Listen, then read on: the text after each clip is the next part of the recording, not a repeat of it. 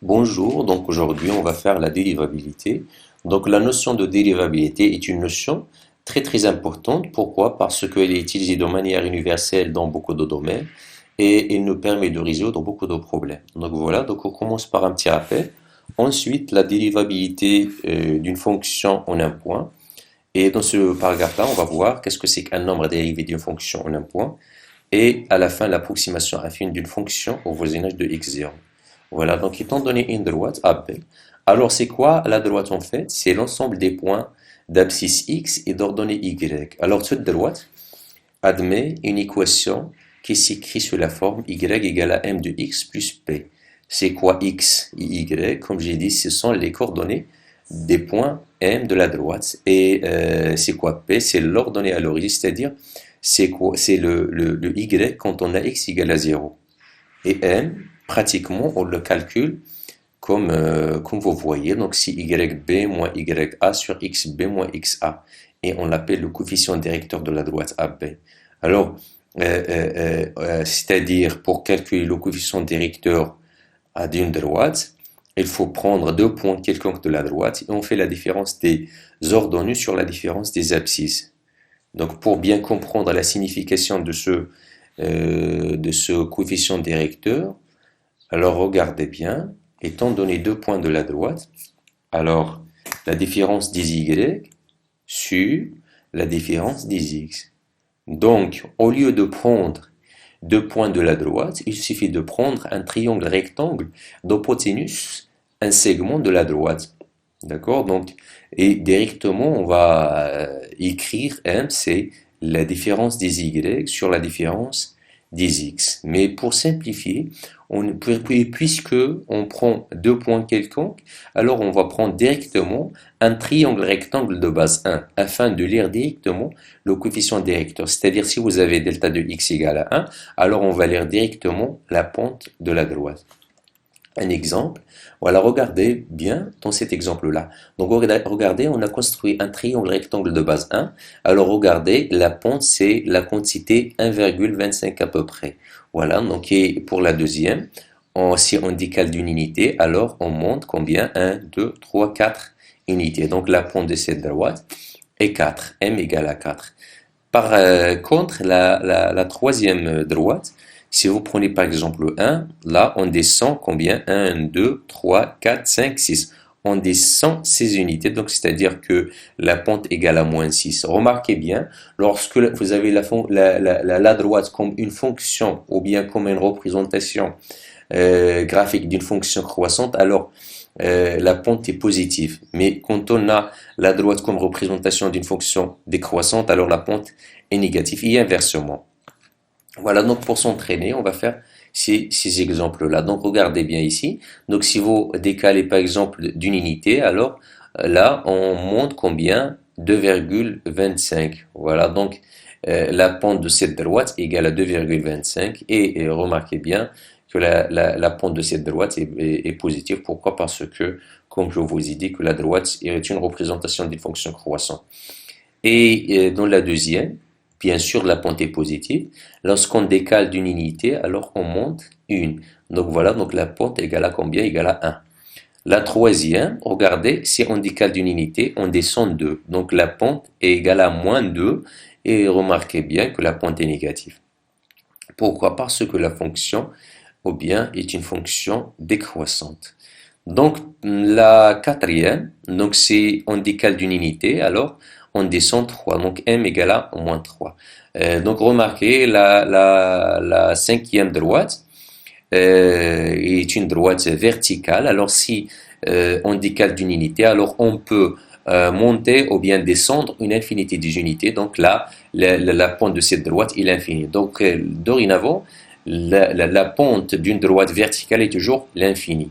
La pente de la droite horizontale, regardez si on décale d'une unité, on ne peut pas descendre et on ne peut pas monter, donc la pente de cette droite est égale à 0. Donc la pente des droites horizontales est toujours 0, la pente des droites verticales est toujours l'infini. Alors je vous pose la question suivante, c'est quoi f de x moins f de x0 sur x moins x0? Bon, si vous voulez par exemple écrire mieux que ça. Alors f de x moins f de x0 sur x moins x0 sur y, c'est y moins y0 sur x moins y0. Et sans doute, ça c'est le coefficient directeur de loi de Watts passant par B et A. A d'abscisse x, f de x, et B d'abscisse x0, et d'ordonnée f de x0. Voilà, donc ce n'est autre que le coefficient directeur.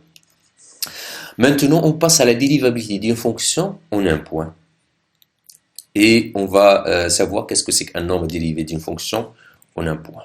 Donc, soit f, une fonction définie sur un intervalle ouvert i, de centre x0, on dit que f est dérivable en x0, si seulement si la fonction qui associe x par f de x moins f de x0 sur x moins x0 admet une limite L, notée f' de x0, et appelée nombre dérivé de f en x0. Et on écrit f' de x0 égale à la limite quand x tend vers x0 de f de x moins f de x0 sur x moins x0. Donc, récapitulation, lorsqu'on demande par exemple d'étudier la dérivabilité de la fonction en x0, il suffit seulement de calculer la limite de f de x moins f de x0 sur x moins x0. Si on trouve un nombre, on dit que la fonction est dérivable. Et ce nombre-là, on l'appelle le nombre dérivé et on le note par f' de x0. Et ici, on trouve l'infini, on dit que la fonction n'est pas dérivable. Donc, prenons un exemple. Soit la fonction définie par f de x égale à x carré plus x moins 1 sur moins 1. Donc, alors, est-ce que la fonction est dérivable en 1? Voilà, donc il suffit seulement de calculer la limite de f de x moins f de 1 sur x moins 1 quand x tend vers 1. Donc ça, on remplace directement. Donc c'est la limite quand x tend vers 1 de x carré plus x moins 1. F de 1, c'est 1 plus 1 moins 1 sur x moins 1. Donc ça donne directement la limite quand x tend vers 1 de x carré plus x moins 2 sur x moins 1. Donc on remplace x par 1 et on trouve 0 sur 0. Donc ce n'est pas une forme déterminée. Donc qu'est-ce qu'il faut faire? Il faut factoriser le numérateur et le dénominateur par x moins 1. Voilà, donc c'est simple. Alors ça donne la limite quand x tend vers 1 de x moins 1 fois x plus 1 sur x moins 1. On simplifie et on calcule à nouveau. Et on trouve la limite quand x tend vers 1 de x plus 2. Voilà, donc si on remplace à nouveau, on trouve 3. Donc voilà, donc la fonction est dérivable en 1. Et le nombre dérivé en 1, c'est noté f' de 1 est égal à 3. Voilà, donc pour bien comprendre, étudiez la dérivabilité des fonctions suivantes au point demandé. Donc vous avez les fonctions ou vous avez les points. Donc premièrement, on commence. Donc la limite quand x tend vers 1 à 3 par exemple. Pourquoi? Parce que il nous demande d'étudier la dérivabilité en 3. Donc ça donne la limite quand x tend vers 3 de x carré moins 3 carré sur x moins 3. Voilà, donc si on remplace, on trouve 0 sur 0, ce n'est pas une forme déterminée. Donc qu'est-ce qu'il faut faire? Il faut toujours faire la même méthode, il faut factoriser le dénominateur et le numérateur par x moins 3. Voilà, donc c'est simple, donc c'est une identité remarquable. Donc ça donne la limite quand x tend vers 3 de x moins 3 fois x plus 3 sur x moins 3. On simplifie, on trouve la limite quand x tend vers 3 de x plus 3, donc ça donne 6. Voilà, donc la fonction est dérivable en 3 et f' de 3 égale à 6. Maintenant, on passe à la deuxième.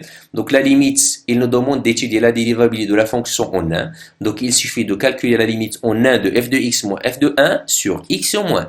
Donc, on calcule donc la limite quand x tend vers 1 de racine de x moins racine de 1 qui est 1 sur x moins 1. Donc, voilà. Donc, si on remplace x par 1, on trouve 0 sur 0. Donc, ce n'est pas une forme déterminée. Donc, qu'est-ce qu'il faut faire? Il faut changer la forme de cette écriture-là ou bien donc vous avez plusieurs méthodes, soit par le conjugué, soit par d'autres méthodes. Donc vous regardez bien, c'est la x moins 1, c'est racine de x plus 1 sur racine de x moins 1. Donc c'est une factorisation. Maintenant on simplifie par racine de x moins 1 et on trouve la limite quand x tend vers 1 de 1 sur racine de x plus 1. On remplace à nouveau et on trouve 1 sur 2. Donc la fonction est bien dérivable en 1 et le nombre dérivé en 1, noté f' de 1 égale à 1 sur 2. Donc il nous reste maintenant à voir qu'est-ce que ça signifie le nombre dérivé ou bien l'interprétation géométrique de ce nombre-là.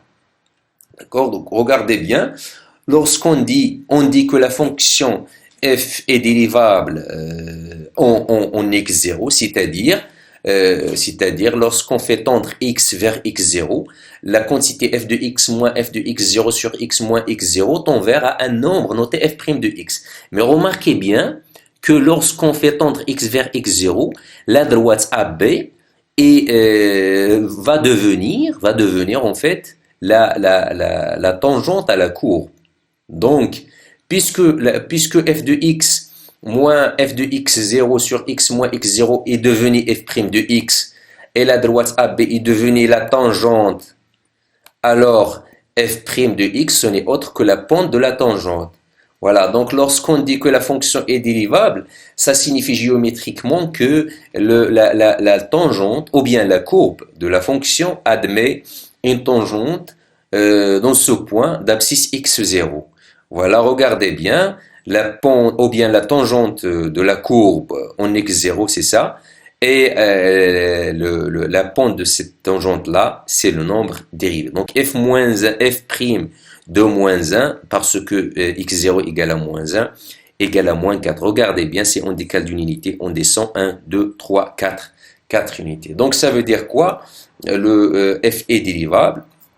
Donc f est dérivable, ça veut dire que est dérivable en x0, ça veut dire que la courbe admet une tangente au point d'abscisse x0. Donc le nombre dérivé d'une fonction en x0 est le coefficient directeur de la droite à la courbe représentative de f au point d'abscisse x0. Regardez bien dans le schéma, lorsqu'on fait tendre, comme je vous ai dit, lorsqu'on fait tendre x vers x0, alors m tend vers m0, et S, la droite S tend vers la droite tx0. Donc la pente ou bien le nombre dérivé, ce n'est autre que la pente de la tangente au point d'abscisse x0. Voilà donc un exercice. La courbe représentative d'une fonction f est donnée ci-après. Donc chacun des points indiqués, la courbe admet une tangente qui est tracée en vous servant des quadrillages. Compléter les égalités suivantes. Donc vous avez la courbe et vous avez les tangentes. Alors il suffit seulement de trouver f de 0 par exemple. F de 0 c'est quoi? C'est tout simplement c'est 1. Mais f' de 0, c'est quoi f' de 0? C'est le nombre dérivé en 0. Alors géométriquement c'est quoi ça? C'est la pente de la tangente au point d'abscisse 0. Vous avez la tangente. Alors, c'est quoi la pente, comme je vous ai dit? Si on décale d'une unité, on descend 0,5. Donc, f' de 0, c'est moins 0,2. Voilà. Donc, c'est quoi f de moins 2? F de moins 2, c'est moins 2. Voilà, comme vous voyez ici. Alors, c'est quoi f' de moins 2? C'est la pente de la tangente au point d'abscisse moins 2. Voilà, donc maintenant, f' de moins 2, c'est la pente de cette tangente. Et comme je vous ai dit tout à l'heure, donc la pente et des droites horizontales, c'est toujours 0. Donc, f' de moins 2 égale à 0. F de 1, c'est quoi f de 1? C'est 1, 2, 3, donc c'est 3. Alors, f' de 1, c'est la pente de la tangente en 1. Voilà, donc regardez bien. Donc, si on décale d'une unité, on monte combien? On monte 1, 2 unités. Donc, f' de 1, c'est la pente de la droite. Donc, c'est 2. Voilà, donc propriété, donc soit f une fonction, alors la courbe représentative c'est de f, donc dérivable en x0 et à le point d'abscisse x0 de c de f. Alors l'équation réduite de la tangente à c de f au point d'abscisse de x0 est donné par f' de x0, facteur de x moins x0 plus f de x0. Donc si vous avez la fonction est dérivable en x0, alors ça veut dire que la courbe représentative de la fonction admet une tangente d'équation réduite f' de x0, facteur de x moins x0 plus f de x0. C'est-à-dire que pour tout x proche de x0, alors vous avez la fonction est à peu près égale à la fonction g qui est l'équation de la tangente.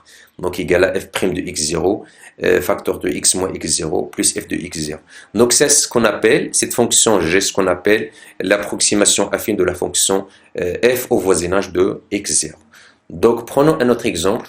On a tracé ci de f, la courbe représentative de la fonction f définie sur R ainsi que la tangente assis de f au point A et B, d'abscisse respectivement 0 et 2. Alors lire les nombres dérivés f' de 0, f' de 2, et déterminer l'équation de la tangente C de f aux deux points A et B.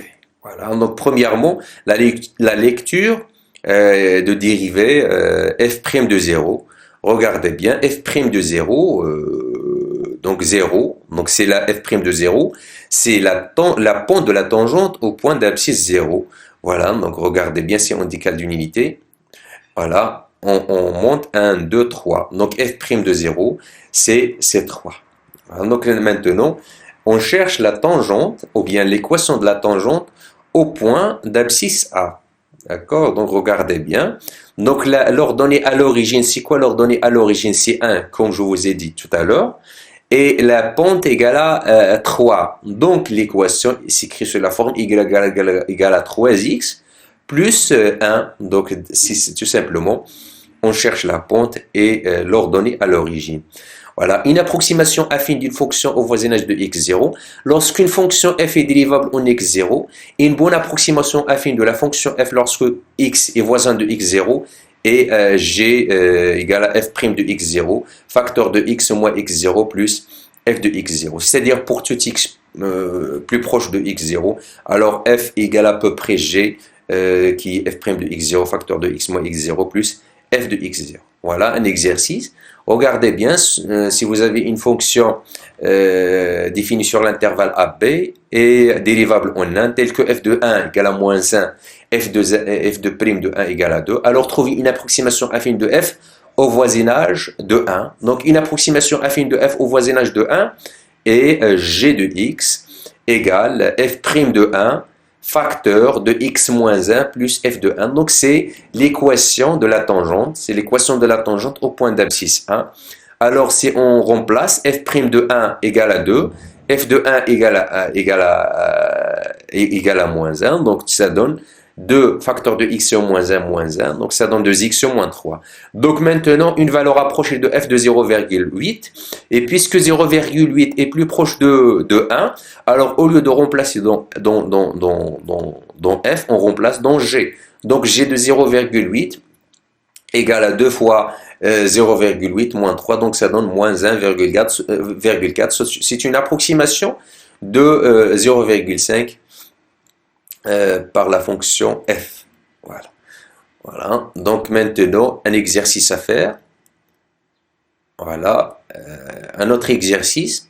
Regardez bien, soit f, une fonction définie sur l'intervalle moins 1 plus l'infini, par f du x égale à 1 plus x, le tout à la puissance 2.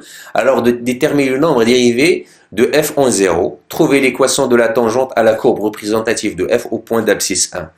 Voilà, donc on a f de 0 égale à 1. Donc on a besoin de ça pour calculer ou bien pour étudier la dérivabilité.